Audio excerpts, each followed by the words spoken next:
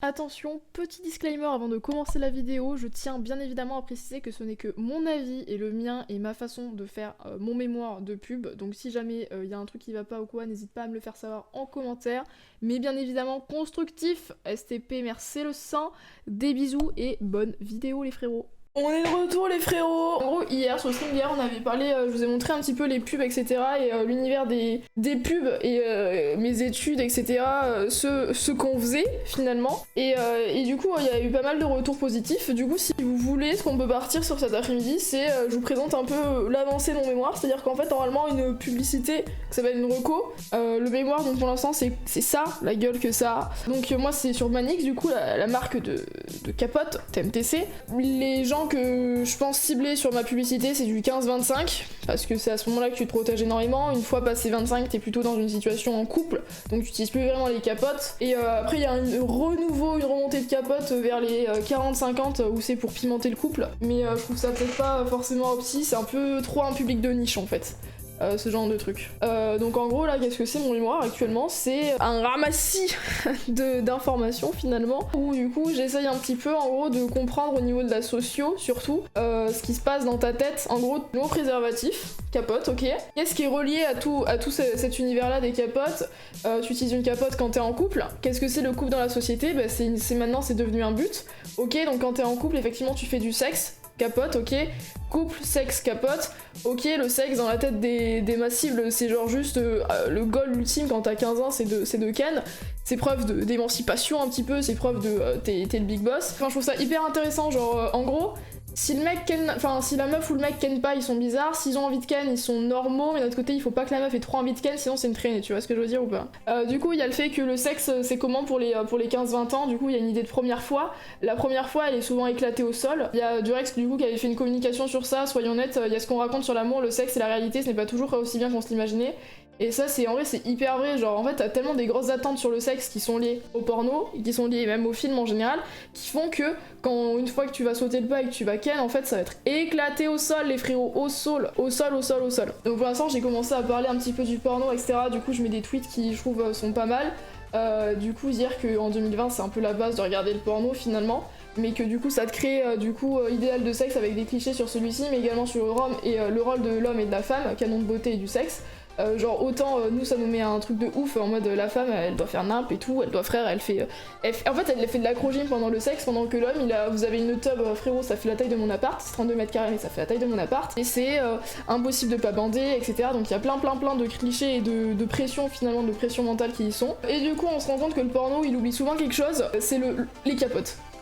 Dans le porno, personne n'a le sida, bon ça c'est normal, mais du coup dans le porno personne ne porte de capote et du coup ça te matrix un peu la gueule sur le fait que la capote n'est plus forcément obligatoire. Encore que, en vrai, il y a quand même beaucoup de jeunes qui se protègent et qui savent qu'il faut se protéger. Je pense qu'en 2020 on est plutôt ok sur ça, mais dans les films aussi on voit jamais une seule capote, les frérots c'est insane. Je sais pas si vous avez vu You, Sense8 ou même Shameless que j'avais regardé, il n'y a pas un seul plan capote et pourtant il y avait des plans où il y avait une possibilité de mettre un petit plan capote finalement, le plan capote. Parlons plan capote ici, d'accord? Ok. Et c'est vrai que c'est pas vraiment ça. Parlons d'éducation sexuelle, parlons du clito. Parlons clito. Donc comme je le disais hier déjà, en 2020, c'est genre cette année tu vois, là maintenant, respire maintenant, cette respiration. Actuellement même, un manuel sur 8 scolaire au collège représente correctement le clitoris. Pas genre 7 sur 8 représente correctement, c'est pas 1 sur 8 qui représente mal, c'est 1 sur 8 qui le représente correctement, ou qui le représente au cours d'ailleurs. À partir de là les amis, il n'est pas étonnant finalement, une fille sur 4 de 15 ans ne sait même pas qu'elle a un clitoris. Voilà, ceci étant dit, on peut essayer d'avancer au niveau de... Ouais, au niveau de la science, ouais. Le rôle de la fille dans une relation, vaste question. J'ai pas encore trouvé, je sais pas trop comment engager cette partie-là de mon mémoire, le rôle de la fille dans la relation. Là je parle juste du fait qu'en gros c'est un peu... Il est complexe le rôle de la fille, de la femme, donc les mecs veulent coucher avec elle, mais si celle-ci couche avec quelqu'un c'est une pute. Ils veulent des femmes libérées sexuellement, mais une femme qui parle de sexe librement sont des putes, ça devient compliqué quand même. Beaucoup trop de mots de pute dans mon mémoire, ça va être compliqué. Et du coup en fait il est un peu tiré entre ses mœurs, les valeurs inculquées par ses parents et son envie de sexe finalement, de sexe sale. Je réécrirai bien évidemment ce passage. Est-ce qu'on ferait pas une slide plaisir de la femme? Allez, c'est la slide plaisir de la femme qui est créée. Ça part en prod, ça part en prod. Parlons plaisir de la femme. Plaisir de la femme. J'adore le sexe, c'est génial. Hop là. Femme, égale reproduction. Donc pourquoi avoir du plaisir, lol? Avoir du plaisir, lol MDR. Je sais pas trop où en parler, mais j'ai envie d'en parler, du fait que ça soit dans les films ou dans le porno, fake dans les films. C'est-à-dire qu'en gros, même au niveau de la sexualité, genre, du coup t'as déjà cette image-là de, tu sais, on est tous fatigués, la club after sex ou quoi, qui est hyper cliché. On te montre pas la capote, on te montre rien du tout, et on te fait croire que après le sexe, du coup, imaginons sans capote, la meuf elle reste au lit, le mec il reste au lit et ils sont sexy as fuck. Les frérots, je vous apprends rien que si vous le faites sans capote, votre meuf elle va aller aux toilettes instant en fait. Parce que en fait, flemme de se trimballer avec du sperme plein la chatte et in fine en fait la gravité fait que ça va finir par tomber, tu vois. Le vagin a beau être spectaculaire, la loi de la gravité se met également dans le vagin, je suis désolée. Et du coup voilà, c'est ouf la gravité. Plaisir d'offrir, joie de recevoir, joie de la gravité.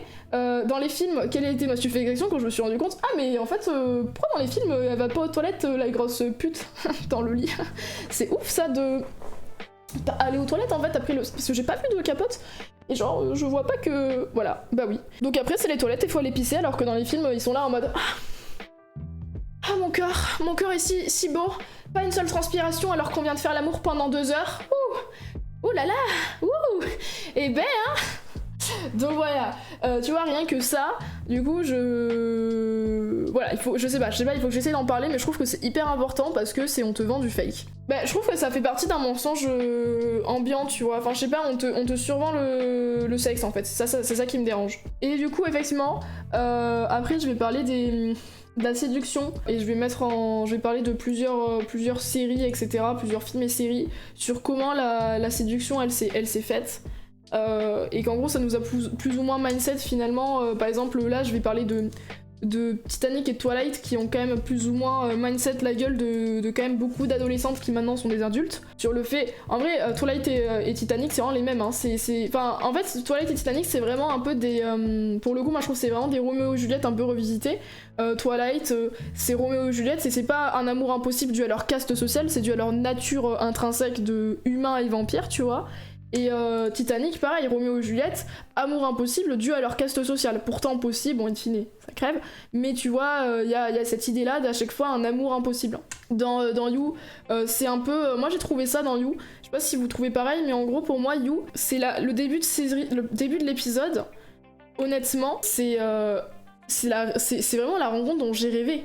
Dans une librairie, côté traditionnel, côté vrai...